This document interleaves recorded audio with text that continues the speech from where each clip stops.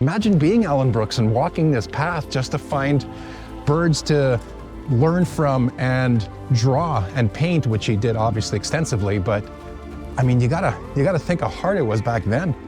We're gonna be hanging out with the North Okanagan Naturalists Club, and we're gonna learn a ton about birds. So follow me, let's go with the group. I've never seen a turkey in a tree. Turkey. Yeah. Regular turkeys, yeah. This beautiful lake, Kalamalka Lake, one of the nicest lakes on the planet. And then this is the view that we end up on.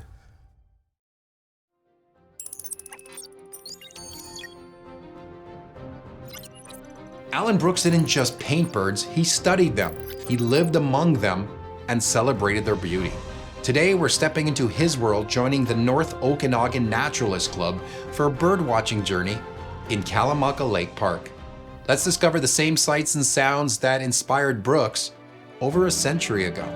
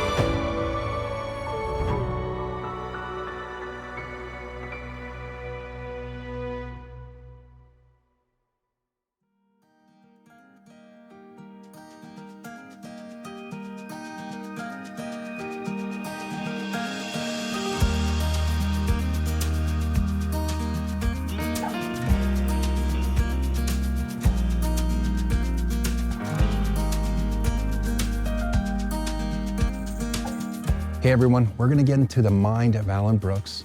We're gonna be hanging out with the North Okanagan Naturalists Club, and we're gonna learn a ton about birds. So follow me, let's go with the group.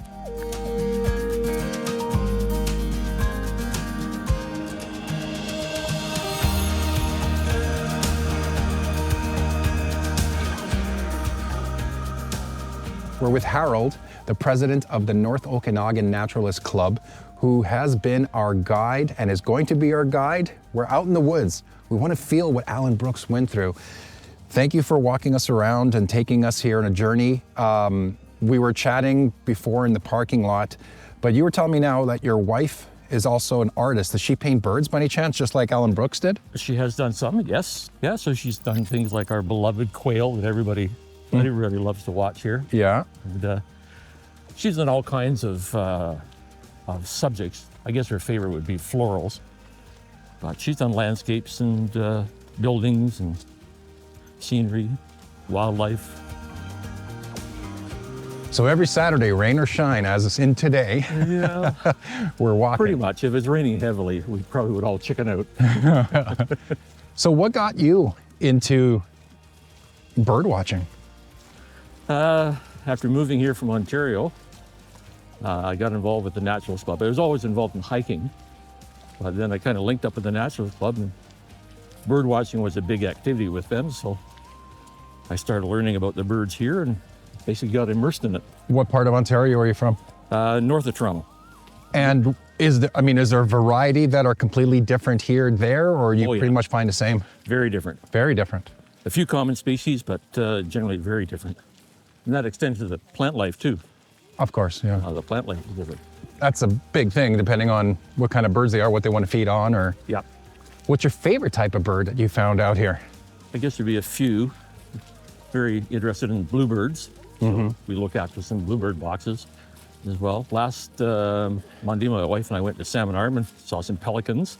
Something that I was thinking about with Allan Brooks, now we got to go back 100 years pretty much. My great-grandfather and my grandfather, like they always dressed to the nines. Doesn't matter if they were working their regular jobs or going to church, they wore the same suits and nice shoes.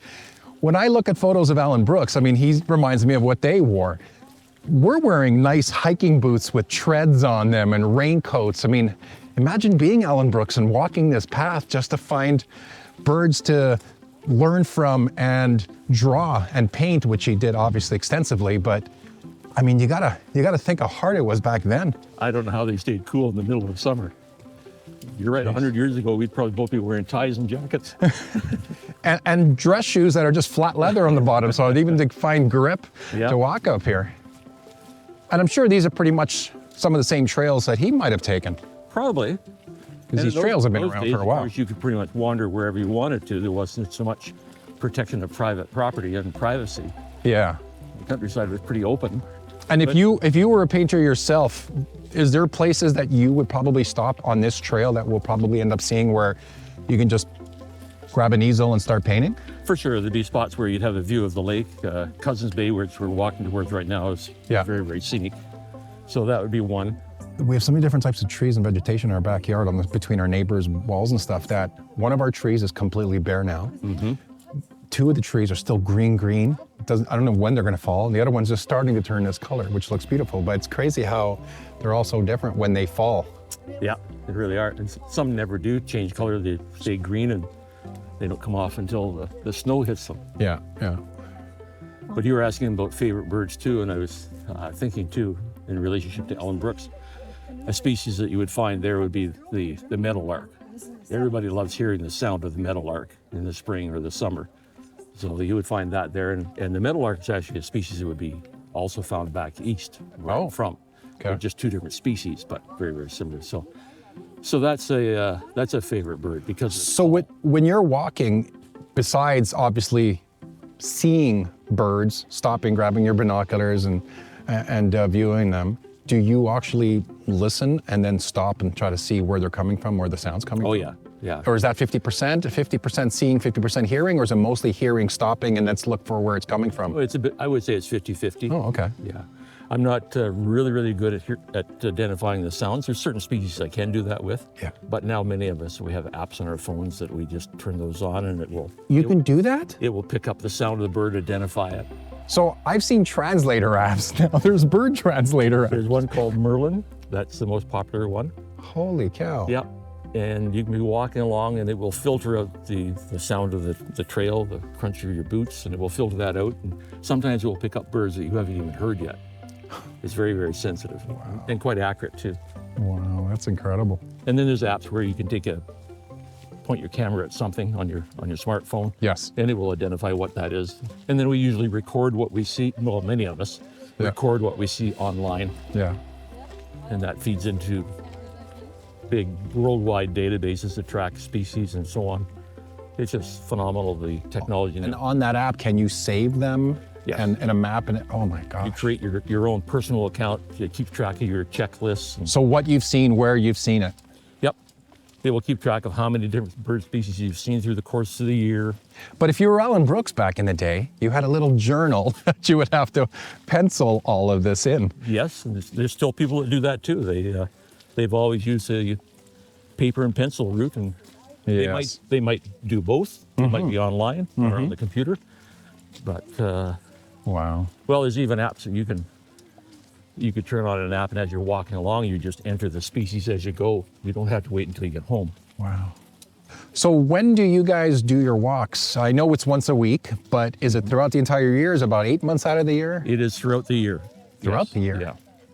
So even when there's snow on the ground, you're definitely going to see something out there. Oh yeah. We may have a more limited inventory of places we can go to walk in Greater Vernon area because some places may be snowed in, so the parking lots aren't plowed, for example. So that may limit us, but usually here in the valley, we don't have deep enough snow that it prevents us going for walks. I suppose if it got really deep, we would just bring out our snowshoes. Not like Ontario or Alberta. No. Not that deep of snow. Even in the midst of summer when it's really hot, we might deal with that by starting earlier in the morning. Wow. And maybe shortening the walk too. Yes. And what about wildlife when you're out here? Have you experienced any? We've seen... Besides deer. Yeah. Anything that might have put you at ease? Or not at ease, I should say, sorry. It depends on the person. Some people would be very nervous if they saw a bear. I personally wouldn't be. I'd probably pull out my camera and try to get as many pictures as I could. without being silly about it. Yeah. But snakes, bears, a variety of animals like that. I hear a sound. That is a bird, though. Possible, yeah. That's a bird. And you're younger than me too. You'll pick it up better than I will, probably. It's a dinosaur. Pterodactyl bird. We just went back in time. Could be a dog with a high voice. It's a dog with a different types of birds from where you lived in Ontario. Actually, Allan Brooks lived in Milton, Ontario, before he moved to Chilliwack and then came to the Vernon area. So he's seen probably the same kind of birds you might have probably experienced. Is there a type of bird that you'll only see in BC or North Okanagan, for instance, that you wouldn't see in Ontario or anywhere else? Well, one of my favorite birds back in Ontario was the blue jay. And here in BC, on this side of the Rockies, a blue jay is quite rare. Okay. So here we would have the Steller's jay, which you would not find the other side of the Rockies, or not be past, say, Alberta. Okay. So that's one that's... So if you found one, they're lost. If you found a blue jay, yes, it's kind of lost. Wow. It's come over the mountains, maybe accidentally. Yeah. But there's some other bird species that I'm sure that would be what they call it endemic here to the Okanagan. I'm just trying to think of some, but there are a number of other species that were kind of at the northern limit of their range. That could be birds such as, I mentioned pelicans earlier, and they have a breeding site up near Williams Lake. Wow. So they don't go much further north than this, and we're in an area where when they're transitioning through, either going north or south, we sometimes get them stopping off here. And there can be other species such as some uncommon species of gulls even, that a popular bird watching spot is the mouth of Vernon Creek at Okanagan Lake. What about 100 years ago?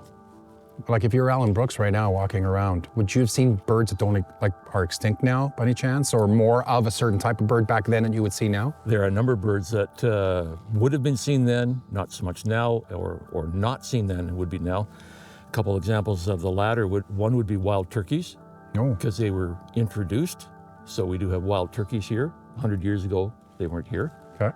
Another one would have been, there's two kinds of doves that we have here. One was introduced into eastern North America and has spread across the continent, called the Eurasian collared doves. And that is really spread. And one that everybody might think has been here forever, but hasn't been, is the quail.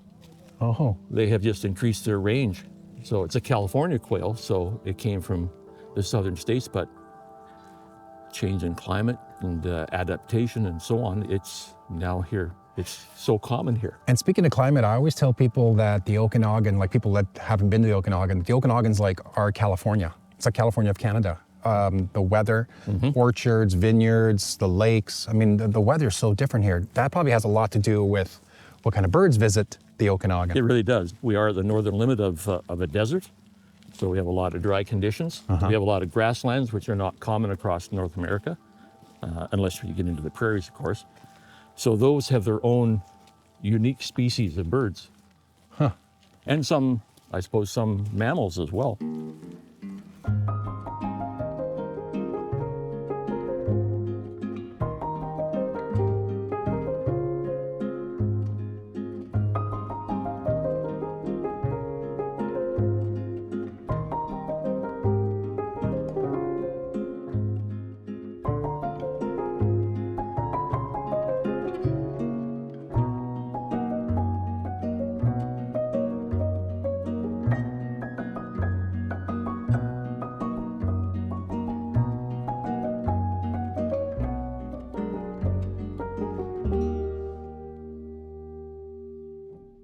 How important is bird conservation in the Okanagan, or specifically North Okanagan where we are?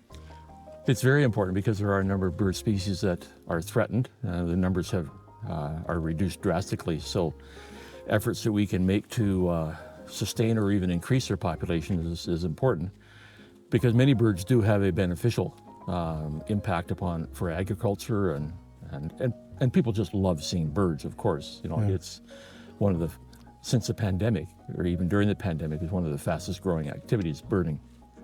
Because people could do it by themselves, as a couple. You're right. Easy to do, inexpensive, and so on.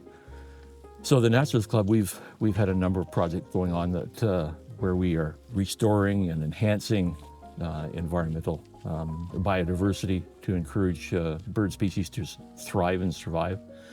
We put a lot of effort into the Swan Lake Nature Reserve, the south end of Swan Lake. We've been doing a lot of plantings there. We've built an observation tower. We put up an osprey nesting platform. Yeah. But yeah, no, I haven't seen one in the park before. That's And I've very never exciting. seen a turkey in a tree. turkey. Yeah. Regular turkeys, yeah. Do you think 100 years ago they would have seen turkeys out here or no? No. Introduced. No, Mike Carlson, who used to be the forest ecologist for the Kalamalka Forest Research Station, he brought them in. He was a really interesting character.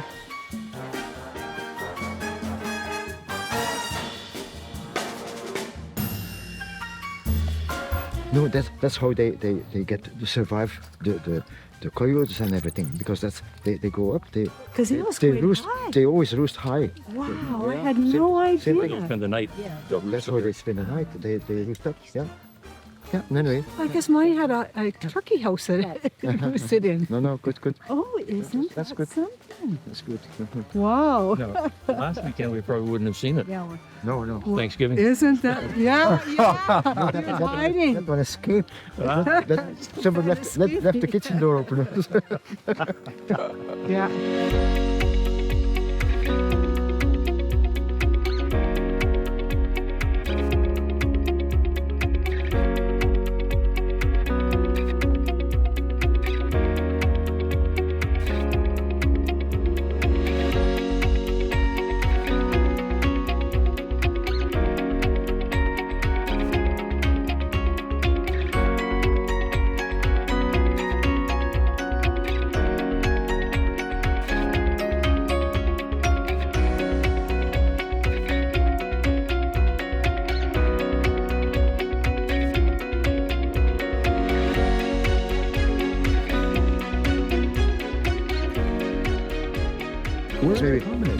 So on the west side, so you go up on On the highway? the highway, highways? and then between the highway and Okanagan Lake on the other side. So it's called and it's last about a couple of months ago we saw 28 there, 28,000. Is there different types of birds out on the common as opposed to here? No, in it's this park? about the same. About the same? Very similar. Yeah. Just turkeys are Yeah. different. But in the summertime you see more variety.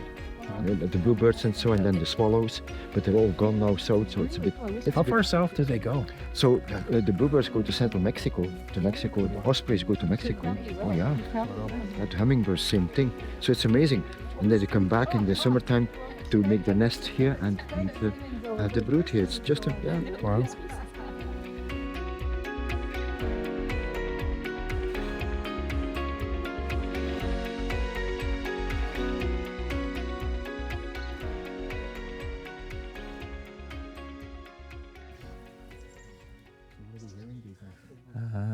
Heard Linda say chickadee. Could be chickadees or nuthatches again. And then one of the back trees here. I think it's a chickadee. Usually is more than one. Yeah, I see a bunch in a tree off in the distance there, so I just saw one landing there. that's most likely pygmy nuthatches. They usually gather in groups.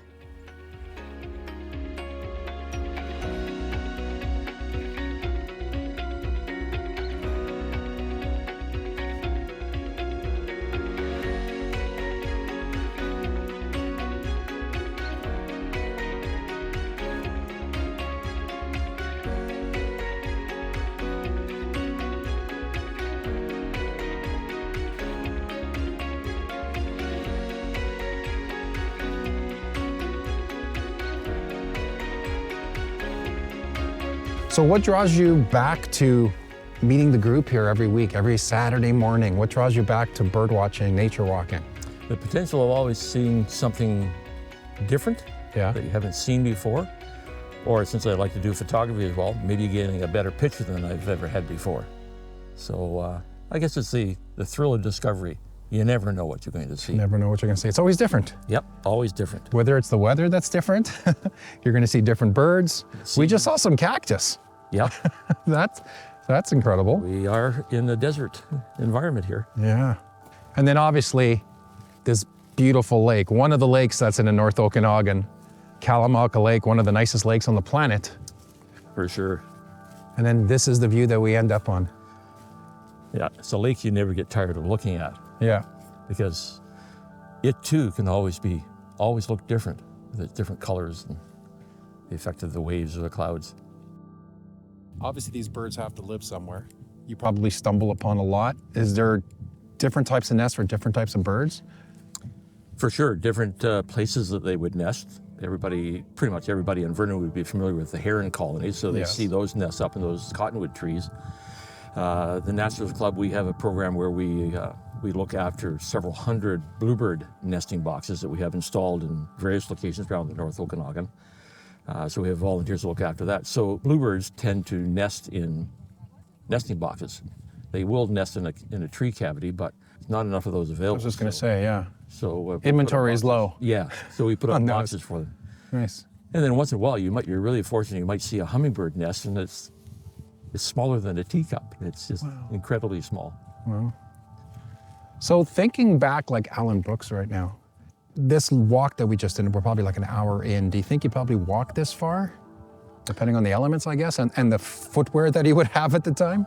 Probably. He was in his prime. He was probably had lots of energy and strength, and he probably walked even further than this. Yeah. Now, being the naturalist he was and wanted to make drawings and so on, he probably stopped a lot. It's similar to what we're doing today. Well, what I found on him, he had journals, obviously. Yeah. Back then, you wrote and drew everything. You couldn't take photos and with your phone and put some notes on your phone or anything. So there's numerous journals where there's photos, drawings, I should say, that he took, and notes on the birds and locations and such. I guess that's where he would have stopped and spent a lot of time. Hopefully, that bird stood there to model long enough. True. That's probably what he would do. He probably had favorite spots he would go to, and he might just pull out a chair and sit there and Favorite spots, meaning this is where the birds are probably going to hang out for a long time. They're not going to take off. Right, through experience or just hope. And other times I'm sure he just wandered and waited for an opportunity. Stumbled on something. Yeah. How do you think bird watching has changed how you see the world? It's allowed me to see it in finer detail, looking more closely. And listening closely. Yeah, that's true. Using more of our senses. And what about preservation? Well, it's made me more aware of the need for that and how some species are endangered. And that's the thing, unless you're out here yourself, you don't know what nature is. You can't be sitting on your keyboard at home or at a pub somewhere with some friends watching a hockey game talking about nature unless you're literally in it. And sharing the experience with other people, because different people bring different stories and experiences to the event as well. Yeah. So someone who's grown up here, lived here all their lives, they have a better perception of how things have changed. Better understanding, yeah. They noticed all the marmot droppings here.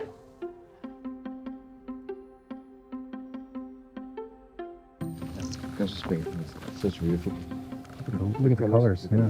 This is one of the best lakes in the world. It is, yeah. I mean, you hear about it everywhere. True. It's one of the very few lakes that turn that kind of a color, eh? Because of the place of water, who knows where? Yeah. Who knows?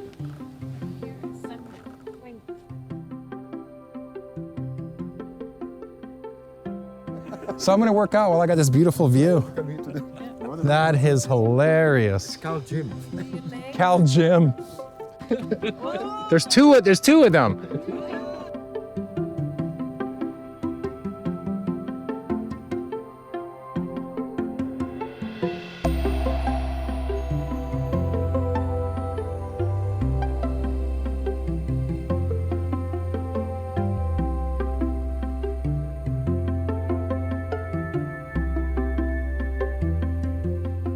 If you're Allan Brooks and you come up here, you're listening for certain types of birds or just birds, period. When you eyeball them, I don't know, he probably had binoculars back then. I don't know if binoculars were invented back then. He finds a specific type of bird. He comes as close as he can to draw it or write information about what he's seeing. Is there certain types of birds that'll hang out on a perch longer than others? There's birds that are just like, been here too long, or he's scaring me, I want to go away. And there's other birds just I can hang out here all day. Yeah, there's some birds that will perch for a long period of time. Owls is an example. Hawks can do it for quite a long period of time. Even pheasants could be staying still for a long time, or when they move, sometimes they're moving very slowly because they're just foraging on the ground, in the grasslands. So yeah, there'd be certain birds that would stay put. Others, they're just, they're constantly on the move, So he can just pretty much write down what he saw. It doesn't have time to draw, or hopefully from memory later when he gets home, he can draw from memory. But the ones that do hang out a little longer, he can sit there and write some information about them, draw them as long as he can while they're still there. Sure, and we were talking earlier about nesting too. So when birds are nesting, that could be a good time to find at least the one that's on the nest being more stationary. And when they're bringing food for the young, of course, they're constantly coming back and forth. So that gives a lot of opportunity to see birds for a longer period of time and more frequently. So that's that opportunity as well.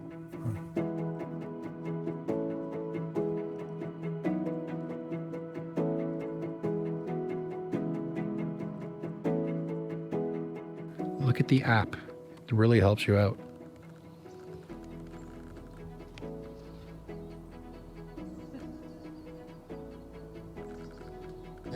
What's the bear trying to do? Bugs, ants or termites. Oh, so feasting. Look at that, what we did there. Wow. Yeah, most likely bear. Looks like.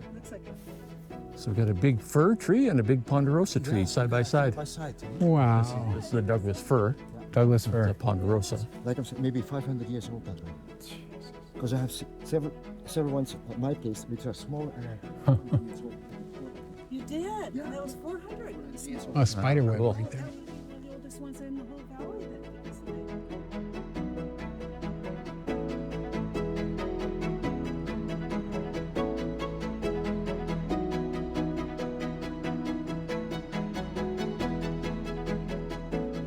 Walking those trails and seeing the birds as Allan Brooks once did, it's like sharing a moment with history. Bird watching isn't just about the birds, it's about connecting with nature and seeing the world through new eyes. Next time, we'll explore how Brooks captured that connection on canvas as we meet a local artist who's helping us understand painting techniques as Allan Brooks once had. See you then.